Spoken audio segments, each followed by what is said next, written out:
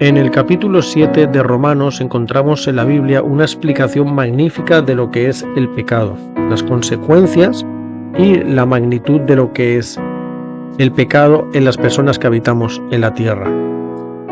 En concreto, en el capítulo 7 del versículo 1 al 7 hay una ilustración sorprendente, una analogía que toma del matrimonio el apóstol Pablo para enseñarnos las consecuencias, el arrepentimiento y el querer dejar el pecado atrás. Con esta analogía vamos a ver en este estudio, en esta dijéramos reflexión a modo de estudio también, lo que es lo que nos quiere reflejar Pablo en el capítulo 7, y vamos a tratar con el libro del pionero Elliot Joseph Wagoner, su libro Carta a los Romanos, lo que trata versículo a versículo el capítulo 7 de una forma sorprendente. Pues a la luz del capítulo 7 de Romanos de la Biblia y el capítulo que trata el Joseph Wagoner también del capítulo 7, comentario bíblico, vamos a ver lo que es el pecado y comprender un poquito lo que es toda la naturaleza que en él tiene y que nosotros debemos comprender, para que luego en el capítulo 8, aunque no lo tratemos en este estudio, pero sabemos que el capítulo 7 es una explicación de lo que es el pecado y el capítulo 8 el remedio, lo que debemos hacer, la cura. Así que vamos con este estudio, hermanos, y a modo de reflexión también, y vamos a tratar todo este asunto. Que el Padre Eterno y el Hijo amado estén con todos ustedes, y les deseo bendiciones, salud y paz, hermanos.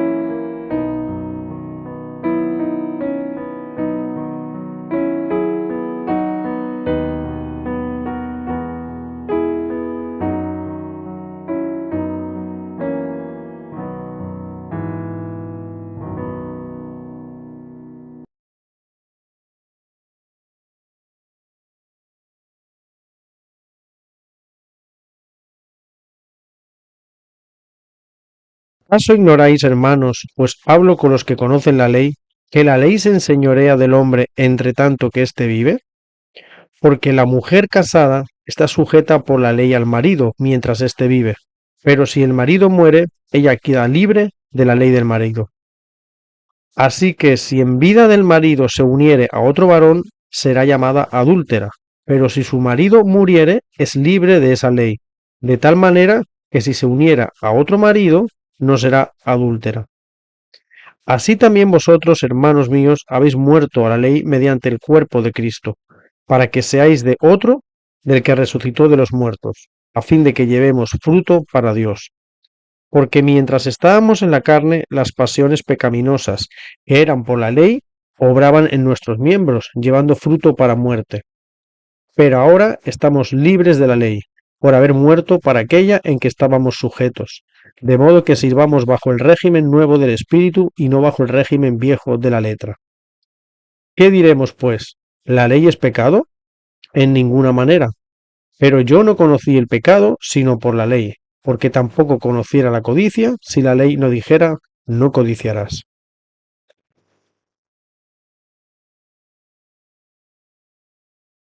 Bien, hablemos de la ilustración de estos versículos de Pablo de Romanos 7, versículos del 1 al 7, y en el libro de Carta a los Romanos del hermano Elliot Joseph Wagoner nos dice con su comentario bíblico así: es algo sencillo que todos pueden comprender. La ley de Dios dice del hombre y la mujer, y serán dos en una carne. Estando vivo el marido, casarse con otro significaría el adulterio para ambos.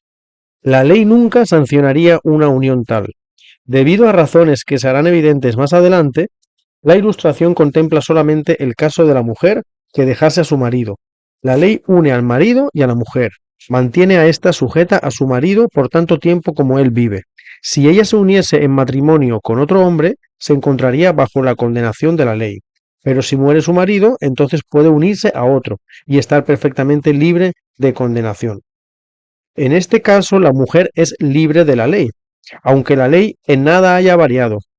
lejos de haber sido abolida, la misma ley que mantenía a la mujer sujeta a su primer marido y que la habría condenado por casarse con otro hombre en vida del primero, ahora la une con el otro y la mantiene sujeta a él tan estrechamente como la mantuvo a su primer marido. Si nos atenemos a esa sencilla ilustración, no encontraremos dificultad con lo que sigue. Bien, hermanos, muchas denominaciones ven en esta historia, en estos versículos, algo literal, ¿verdad? Donde incluso pues dan pie a hablar sobre el divorcio, si es lícito casarse con otro hombre tras haberse divorciado o en un caso quizá de haber fallecido el marido, primer marido. Bueno, esto realmente es una historia en la que hay un trasfondo muy espiritual. Y entonces vamos a ver esta ilustración, la aplicación que tiene.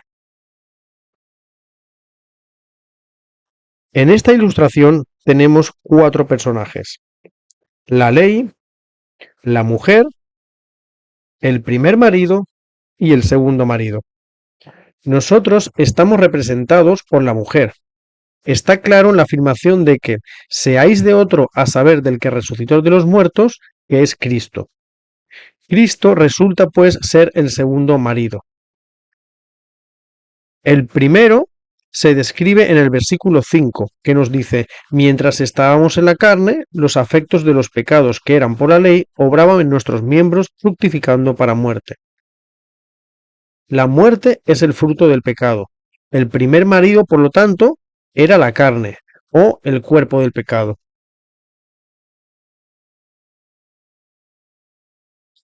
En el versículo 4, Pablo nos menciona la expresión que estamos muertos a la ley.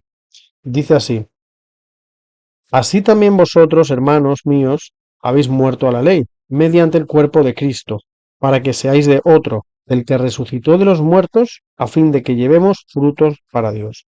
Bien, esta expresión muertos a la ley se usa en muchas denominaciones para decir que ya no estamos en la ley, sino que estamos en la gracia, como es el pensamiento dispensacionalista, ¿verdad?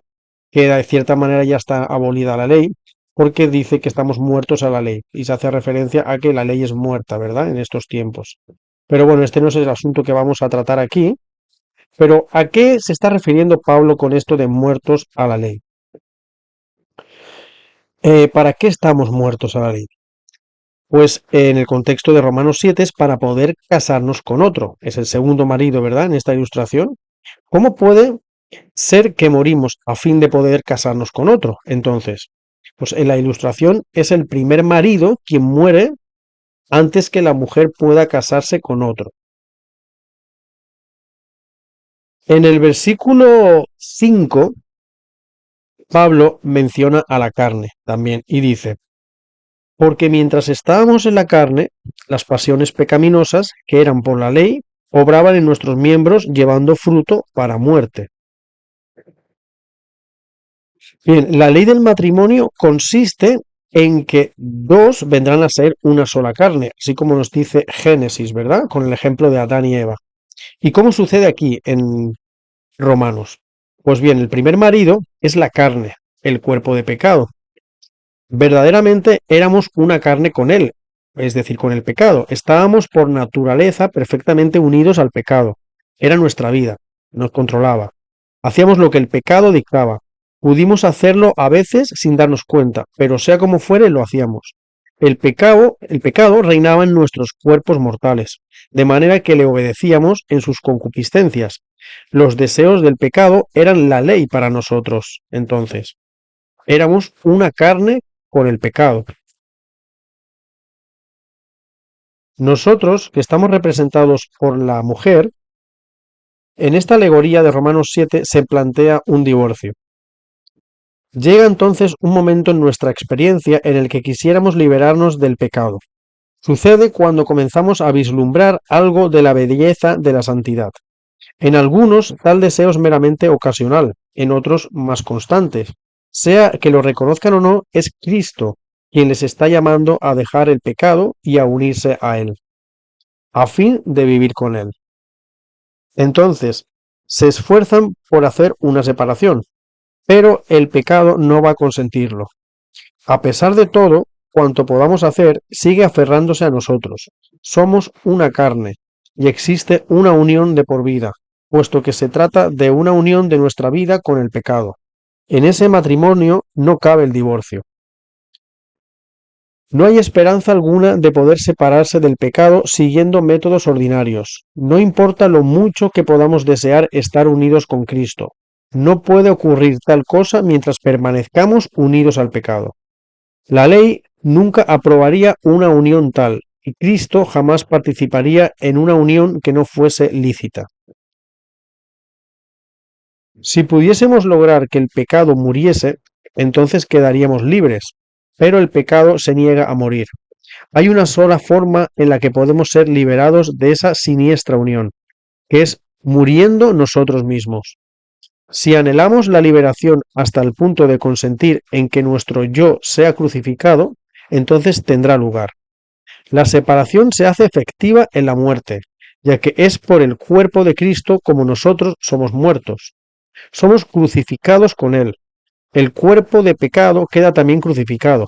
Pero si bien el cuerpo de pecado es destruido, somos resucitados en Cristo. La misma circunstancia que nos libra del primer marido nos une al segundo. Vemos ahora en qué consiste ser muertos a la ley. Fuimos muertos en Cristo y resucitados en Él. Ahora bien, si alguno está en Cristo, nueva criatura es. Las cosas viejas pasaron, he aquí todas son hechas nuevas. Y todo esto es de Dios. Podemos ahora estar unidos con Cristo, y la ley dará testimonio y aprobación de esa unión. No es solamente que el primer marido murió, sino que nosotros mismos lo hicimos. De forma que aunque vivamos, no somos la misma criatura que fuimos antes. Con Cristo estoy juntamente crucificado, y vivo no ya yo, mas vive Cristo en mí. Somos uno. La misma ley que al principio nos declaraba pecadores, ahora nos mantiene unidos a Cristo. Ahora que se ha efectuado la unión con Cristo, servimos en novedad de espíritu y no en vejez de letra. En el matrimonio, la mujer debe estar sujeta al marido.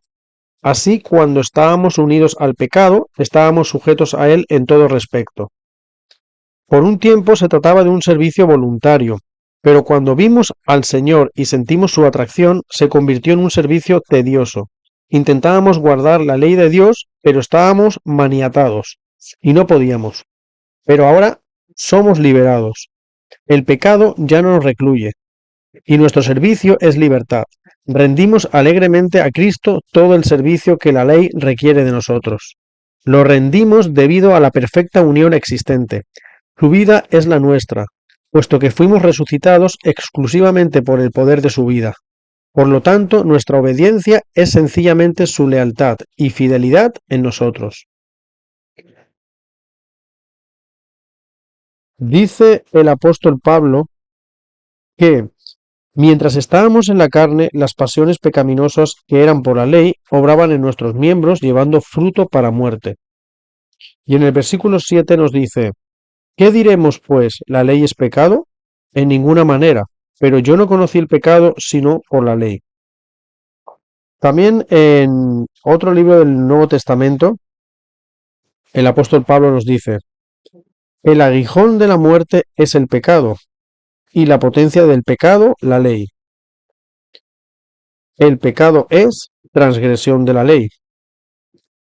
Así no puede haber pecado sin ley, pero la ley no es pecado. Si lo fuese, no podría reprobar el pecado. Convencer de pecado es la obra del Espíritu Santo, no la de Satanás. Este último querría hacernos creer que el pecado está bien. Podría parecernos extraños también que en el capítulo 7 el apóstol solo cite el mandamiento no codiciarás, al exponer cómo fue convicto el pecado. Y la razón es sencilla. Ese mandamiento incluye a todos los demás. Sabemos que la codicia es idolatría. Así la ley termina de la misma forma que comienza. Traza un círculo completo que incluye todo deber de toda persona en el universo entero. Tampoco conocería la concupiscencia o deseo ilícito si la ley no dijera no codiciarás. Ahora bien, la concupiscencia es el principio de todo pecado, ya que la concupiscencia, después que ha concebido, pare el pecado, y el pecado es la transgresión de la ley. Pero el 10º mandamiento es el que prohíbe la concupiscencia o deseo ilícito. Por lo tanto, si se lo guarda perfectamente, se guardan también los otros. Y si no se guarda, entonces no se guarda ninguna parte de la ley. Vemos pues que al citar el 10º mandamiento como el que le convenció de pecado, el apóstol incluye realmente toda la ley.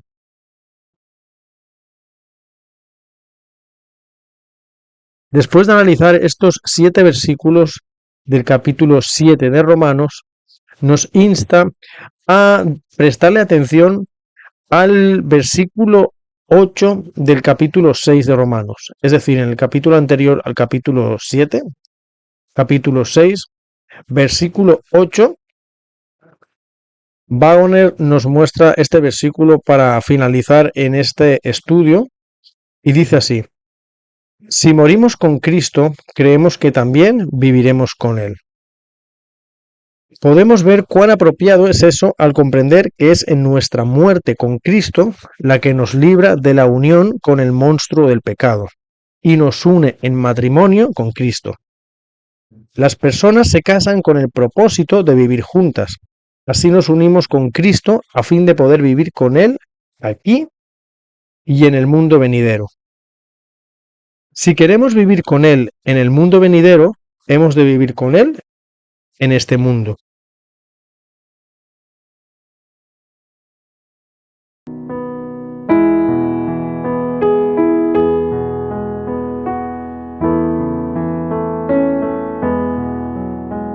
En los primeros 7 versículos del capítulo 7 de Romanos hemos visto la relación que por naturaleza mantenemos con el pecado y la que mediante la gracia mantenemos después con Cristo, representadas bajo la figura del casamiento con el primero y el segundo marido. La unión con el segundo marido no puede tener lugar mientras vive el primer marido. El matrimonio es tan perfecto, siendo ambas partes literalmente una carne y una sangre, que no puede morir el uno sin el otro. Tenemos que morir con el pecado antes de poder separarnos de él. Pero morimos en Cristo y dado que Él vive, aunque fue muerto, nosotros también vivimos con Él. Pero en su vida no hay pecado, de forma que el cuerpo del pecado resulta deshecho.